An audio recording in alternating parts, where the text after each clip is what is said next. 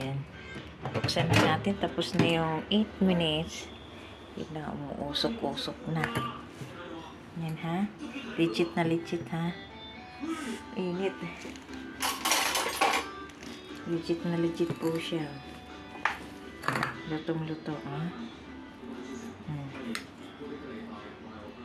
Yan na, legit. Mainit. Ang bilis.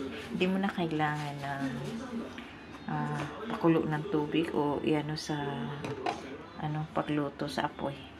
Microwave na. Okay na siya. Lambot. Basta ito pong itong bag po is kailangan mo siyang basa bago ilagay yung kamote. Hindi naman sobrang basang-basa. Ang tama lang. Ilagay po natin sa microwave. Naka-high level po siya. Tapos 4 minutes. 4 minutes po baliktaran po ang gagawin. Bali, total 8 minutes po ang luluto sa microwave. 4 minutes sa ganyan. Tapos baliktarin 4 minutes ulit.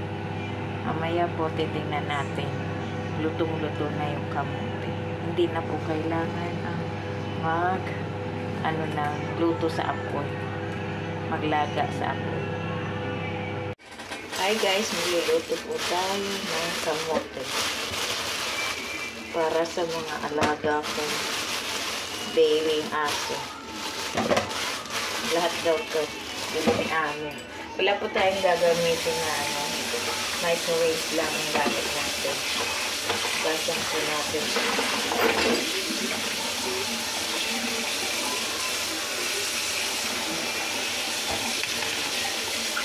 Oh.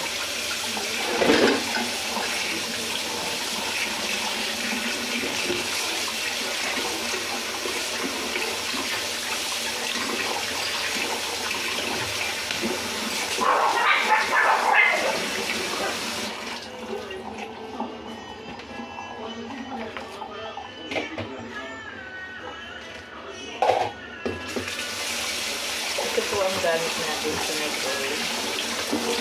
Ito po, ilalagay natin yung kamote. Napaka-useful po ito. Babasain lang po ito.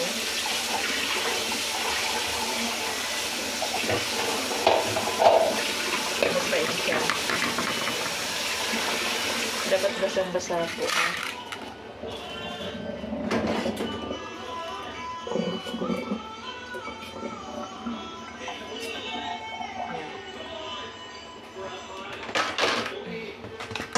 Hatiin po natin.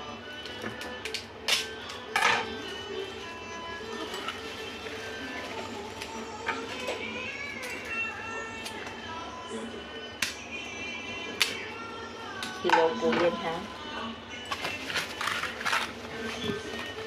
Tapos yung order natin. Tapos